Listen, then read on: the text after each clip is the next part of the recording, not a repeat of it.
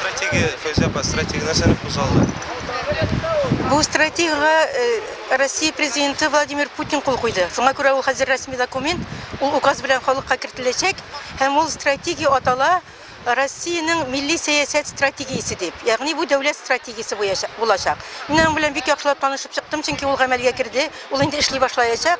Моны тормышка ашырырга 25 елга хәтле 12 ел вакыт бирелгән, 1 миллиард сум акча бүлеп бирелгән.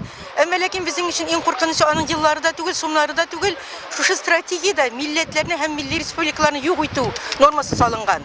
Milli Respublikalarını nичек юк итәләр? Алар аны турыдан-туры әйтмиләр.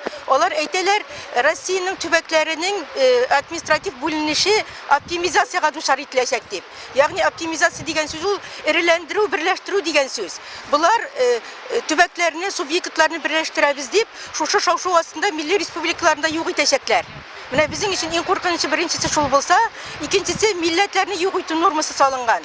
Милләтләрне юк итү нормасы российский наслед башланганда урыс милләте белән генә бетерелгән. Ягъни без бөтен милләтләр Россиядә яшәүче урыс теле, урыс әдәбияты, урыс мәдәнияте һәм урыс коды тирәсендә берләшергә тиешбез. Урыс кодын аны хәтер тарихи аң дип тәрҗемә итәләр. Нәрсә әйтсәң дә Россиядә бер генә милләт калырга тиеш булачак. Без әлбәттә моңа риза түгел. Монда дингә каршы да нормалар салып калдырылган. Без моңа риза түгел. Әмма ләкин без шунда белеп торабыз, татар милли хәрәкәте киләсе елдан өр-яңа тормыш башланачак. Ягъни киләсе елдан шу стратегияны тормышка ашыру башланачак. Монда тормышка ашыру буенча һәр төбәктә мониторинглар үзәге булдырылачак. Бу үзәкләргә керәчәк иҗтимагый оешмалар вәкилләре, фәнни оешма вәкилләре һәм җәза органнары вәкилләре, менә хукук саклау органы вәкилләре. Булар интернеттан, дәреслекләрдән, китаплардан экстремизм эзләп, кем менә шушы стратегиягә каршы аларны хөкемгә тартачаклар. Ягъни бүтән киченә шушыны тормышка ашыру башлаячак. Менә минем уйлавым буенча киләсе елга референдум булачак Россия буенча. Ягъни алар республикаларны булай гына бетерә алмыйлар стратегия белән генә. Аның өчен референдум кирәк. Чөнки без Россия конституциясына кертеп калдырылган Татарстан республикасы булачак. Буларак, әгәр ул референдумга чыгарыла икән, сез төбәкләрне эреләндерүгә каршымы, стратегиягә каршымы фәлән тигән дип, әлбәттә Россия халкы без риза дип тавыш бирәчәкләр. Менә шулай итеп Россиянең конституциясына да үзгәреш кертәчәк, чөнки аны Россиянең конституция ул референдум белән кабул ителгәч, анда референдум белән генә үзгәреш кертеп булачак, һәм шулай иттереп милләтләрнең, республикаларның язмышы да хәл ителәчәк.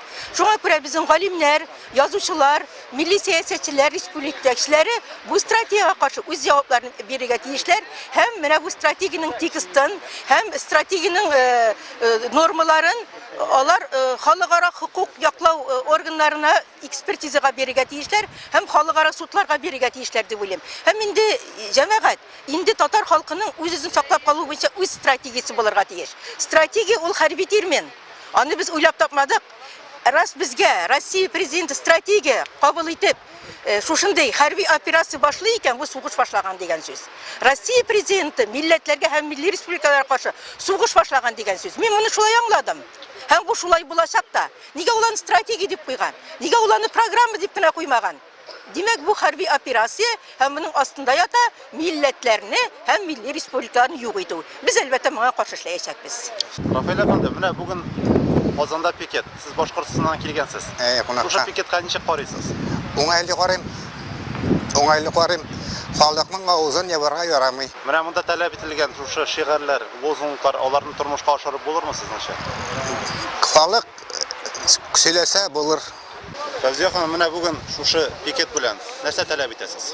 Biz bu пикет белән беренчедән халыкның игътибарын җәлеп итәргә, шушы стратегия дигән документка халык әле моны аңламый, халык кына түгел, әле моны татар зиялылары да аңламый. Беренчедән аларга моның нинди куркыныч документ икәнен халыкка аңлатырга, икенчедән чара күрә башларга. Ягъни менә безнең бер белдерү китте. Хәзер пикет, без январ аена куйдык фәнни практик конференция, ягъни татар зиялылары, сәясәтчеләр җыелып, без бу стратегиягә үзебезнең бәябезне бирергә тиешбез. Бу шуның бер адымы. Тәэсире булыр микән бу пикет? Ник булмасын икән? Кемнеңдер колагына керер, кемдер күрер бу әйберне, кемдер аңлый башлар, кара әле республиканы юкка чыгарырга җыйналар икән дип. Тәэсир эшләсәң булачак. Аның өчен эшләргә кирәк. Тәэсире булмаса, республиканы юкка чыгара теләсәләр, сез нәрсә? Без тагын алга таба көрәшәчәкбез. Без алга таба көрәшәчәкбез. Беренчедән халыкара оешмаларга мөрәҗәгатьләр, судларга бирү, икенчедән халыкны күтәрү. Менә ничек итеп 90-нчы елларда без Татарстанны саклау өчен, милләтне саклау өчен халыкны күтәрдек, без анда күтәрдек. Хәзер дә шулай булачак. Без бит әле исән, Milletimiz isen, nigeli biz başımızı onların tüge tumranlarına koyup ölümge duşar ituge kütüp yatırga tiyişimiz, kurban sarığı kebek. Yok, biz bulayına birişmeyecek biz.